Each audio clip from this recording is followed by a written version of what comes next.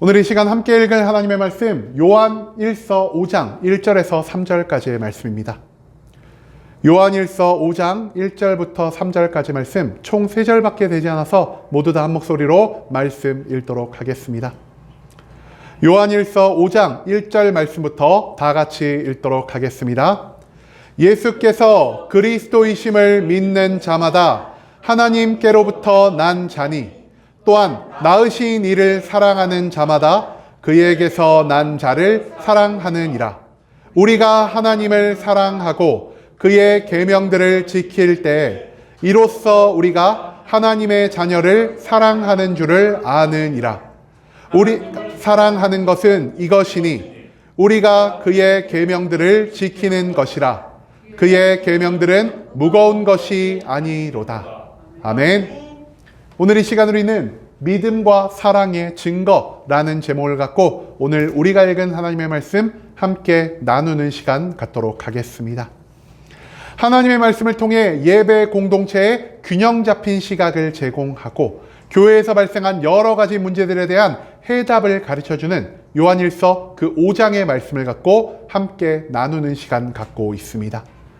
오늘 본문 말씀 가운데에서 우리는 예수 그리스도를 믿는 자가 어떠한 삶을 살아가야 하는지에 대해서 배울 수 있게 될 것입니다. 그렇다면 그리스도를 믿는다는 것은 무엇을 의미하는 것인지, 그리고 믿는 자는 어떠한 삶을 살아가야 하는지 오늘 본문 말씀 한 절 한 절 찾아보며 함께 알아보는 시간 갖도록 하겠습니다. 먼저 본문 1절 말씀에서 성경이 이렇게 기록합니다. 예수께서 그리스도이심을 믿는 자마다 하나님께로부터 난 자니 또한 낳으신 이를 사랑하는 자마다 그에게서 난 자를 사랑하느니라. 여러분, 예수 그리스도를 믿는다는 것은 무엇을 의미하는 것일까요?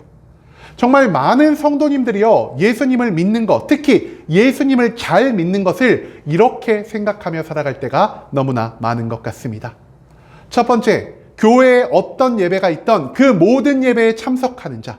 두 번째, 내가 어떤 것을 물어보았을 때 성경적으로 뛰어난 지식을 갖고 내 궁금증을 모두 해결해 줄 수 있는 성경적 지식이 뛰어난 자. 세 번째, 교회에 각종 재물이 필요할 때마다 내가 아무런 거리낌 없이 내가 정말 자유하게 큰 돈을 턱턱 헌금하는 그러한 사람들.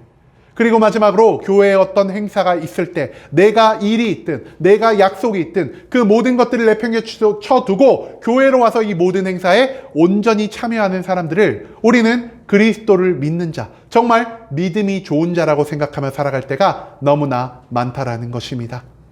하지만 오늘 본문 말씀을 통해 요한 서신의 기자가 우리에게 알려주는 것 무엇입니까? 우리가 생각하는 이 모든 것이 잘못되었다라는 것을 오늘 본문 말씀은 우리에게 알려주고 있다라는 것입니다. 그렇다면 과연 어떤 자가 그리스도를 온전히 믿는 자가 될 수 있을까요? 오늘 본문 말씀에서 요한서신 기자는요, 예수 그리스도를 믿는 자는 곧 하나님께로부터 난 자다라는 것을 우리에게 강조하고 있습니다. 여러분, 그리스도인이라는 것을 표현하기 위해서 굉장히 다양한 단어가 사용될 수가 있는데요.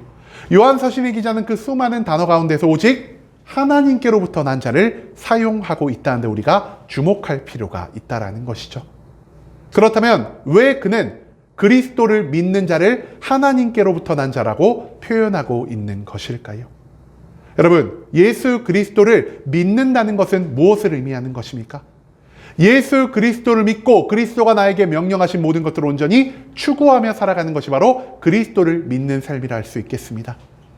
그런데 그리스도께서 부활하신 다음 우리에게 명령하신 것 무엇이었죠? 그리스도께서 숨을 내쉬며 너희가 성령을 받으라라는 명령을 해주셨다라는 것입니다. 즉 그리스도를 믿는 자는요, 그리스도의 명령대로 성령의 충만함을 구하며 살아갈 수밖에 없을 것이요, 나의 안에 성령이 충만하게 임재하였을 때 그때부터 우리는 어떠한 삶을 살게 됩니까? 내가 다시 태어나는 삶, 과거의 죄악된 모습은 모두 벗어 던지고 이제는 내 안에 계신 그리스도께서 나를 대신하여 살아가는 이 거듭남의 삶을 살아갈 수 있게 된다는 것입니다. 그런데요, 다시 태어난다는 것은 무엇을 의미하는 것입니까? 내가 다시 어머니의 뱃속에 들어갔다가 그 뱃속으로부터 다시 태어나는 것을 우리는 다시 태어난다라 말하지 않습니다. 우리의 과거의 죄악된 모습들, 하나님이 기뻐하지 않는 모습들을 예수 그리스도와 함께 십자가에 못 박혀 죽게 만들고, 예수 그리스도가 하나님의 능력을 힘입어 부활하신 것처럼 우리 또한 나의 죽음에서 다시 부활하여 이제는 하나님이 내 안에 하나님이 거하는 태초에 죄가 없었던 하나님과 매일매일 동행하는 삶의 모습을 온전히 갖추는 것, 그것을 성경은 거듭난 자의 삶의 모습이라 일컫고 있다라는 사실을 우리가 생각해 볼 필요가 있다라는 것입니다. 그렇다면 이 거듭난 자는 어떠한 삶의 모습을 갖추고 있다라 할 수 있을까요? 여러분, 그 자녀들을 보면요, 누구의 얼굴이 가장 먼저 떠오르십니까? 자녀들의 얼굴을 보면요, 부모의 얼굴이 제일 먼저 떠오른다는 사실을 우리가 생각해 볼 필요가 있다는 것이죠. 자녀는요, 어머니를 닮을 수도 있고요, 아버지를 닮을 수도 있고요, 어머니와 아버지의 좋은 부분만을 섞어서 닮을 수도 있습니다. 이처럼 자녀들과 부모들의 관계는 어떤 관계입니까? 자녀가 부모의 외형을, 자녀가 부모의 행동을, 자녀가 부모의 성격을 닮아가는 것이 바로 부모와 자녀의 관계를 알 수 있다는 것이죠. 우리가 하나님 안에서 거듭남으로 인해 우리는 하나님께로부터 난 자, 즉 우리의 영적인 부모님이 하나님이 되실 수 있게 되었습니다. 그렇다면 우리는 하나님의 자녀로서 하나님의 무엇을 닮아가는 자가 되어야 하겠습니까? 바로 하나님의 성품을 닮아가는 자가 되어야 한다는 것입니다. 그렇다면 하나님의 성품은 무엇이라 할 수 있을까요? 하나님은요, 이 세상에서 누구보다 죄악을 미워하시기 때문에 그 안에 단 한 줌의 죄악도 남겨놓지 않으신 거룩한 성품을 가지고 계신 분이시고요. 이 세상 모든 죄악된 사람들을 즉각 심판하시고 즉각 멸망시켜야 함에도 불구하고 그들을 향한 자비, 그들을 향한 긍휼로 인해서 그들을 품으시고 그들을 구원할 계획을 온전히 세우신 사랑의 성품을 가진 분이라는 사실을 우리가 반드시 잊지 말아야 한다는 것입니다. 한마디로 예수 그리스도를 믿는 자는 어떤 자라 할 수 있겠습니까? 예수 그리스도를 믿는 자는 하나님께로부터 난 자, 즉 하나님의 자녀가 될 수 있게 될 것이고요.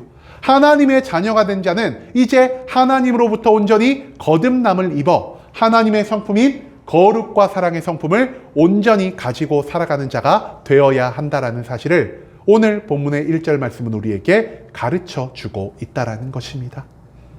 여러분, 그렇다면 이 거듭난 자가 보이는 삶의 모습은 과연 무엇이라 할 수 있을까요?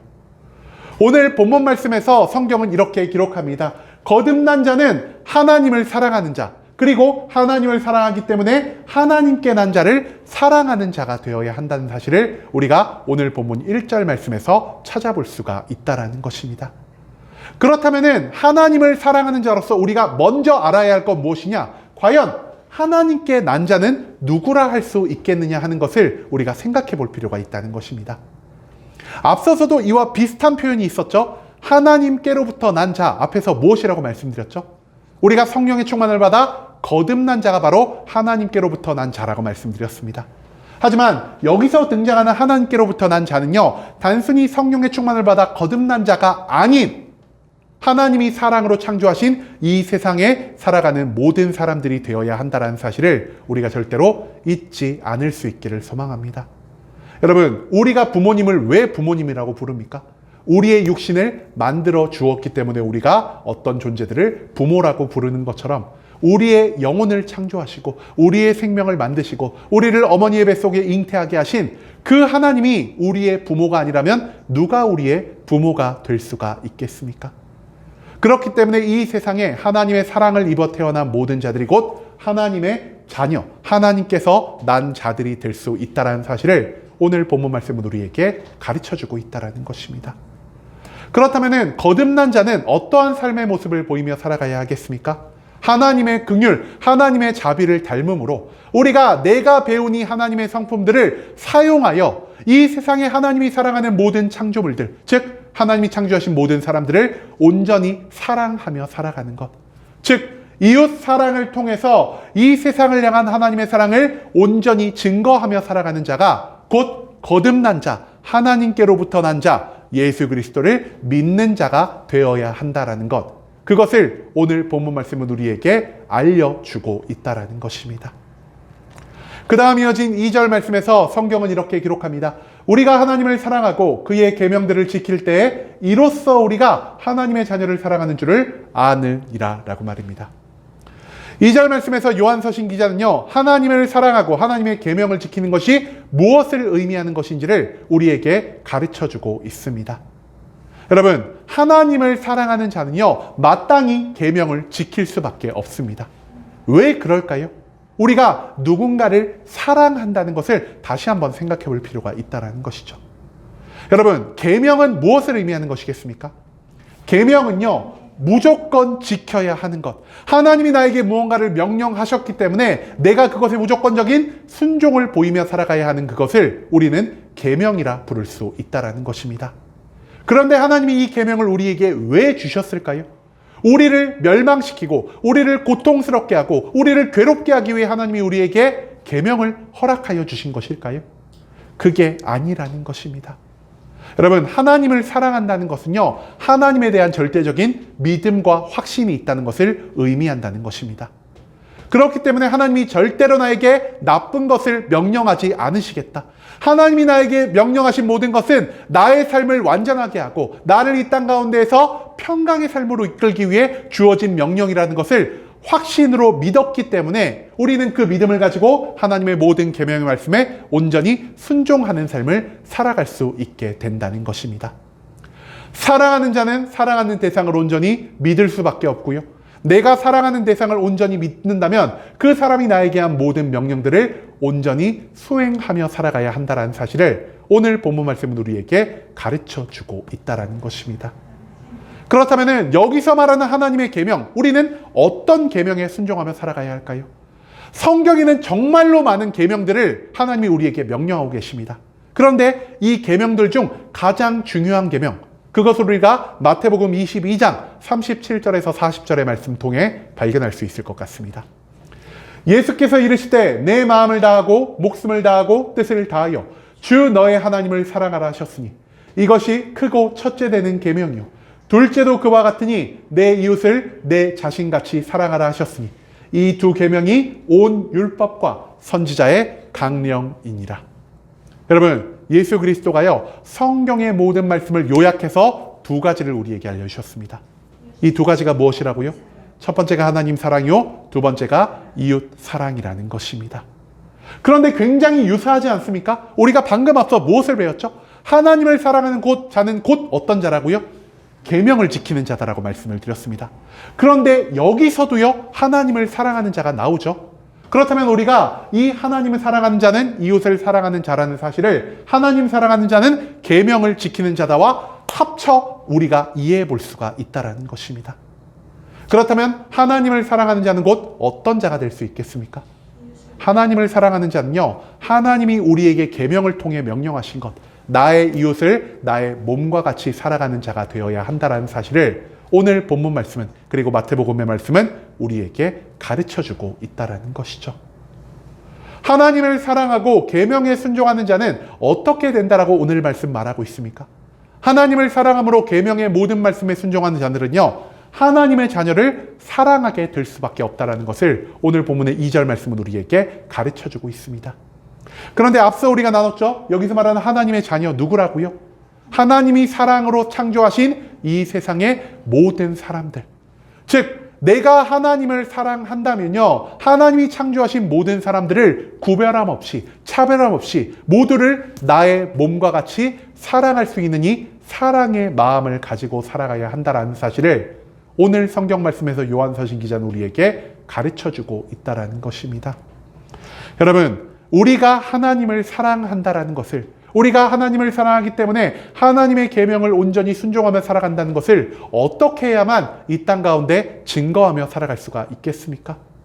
바로 오늘 본문에 나온 것처럼 하나님이 사랑으로 창조하신 이 세상의 모든 사람들을 사랑하며 살아갈 때, 즉 내가 이웃 사랑을 통해서만 하나님을 향한 나의 믿음을, 하나님을 향한 나의 사랑을 온전히 증명하며 살아갈 수 있다는 사실을 우리가 절대로 잊지 말아야 한다는 것이죠. 마지막 3절 말씀에서 성경은 이렇게 기록합니다. 하나님을 사랑하는 것은 이것이니 우리가 그의 계명들을 지키는 것이라. 그의 계명들은 무거운 것이 아니로다.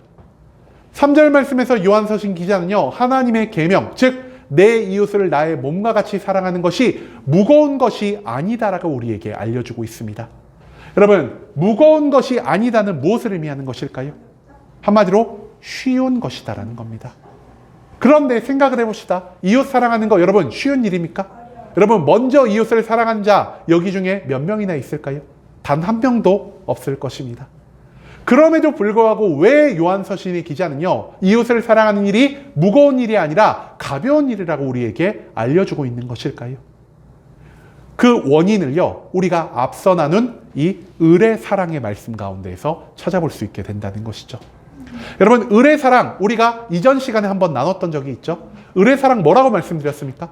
내가 먼저 사랑을 받는 것이 아니라 내가 먼저 일방적으로 사랑을 시작하는 것을 우리가 을의 사랑이라 부른다 말씀을 드렸습니다. 그렇기 때문에 을의 사랑을 하는 자, 먼저 사랑을 하는 자는 무엇을 감당해야 합니까?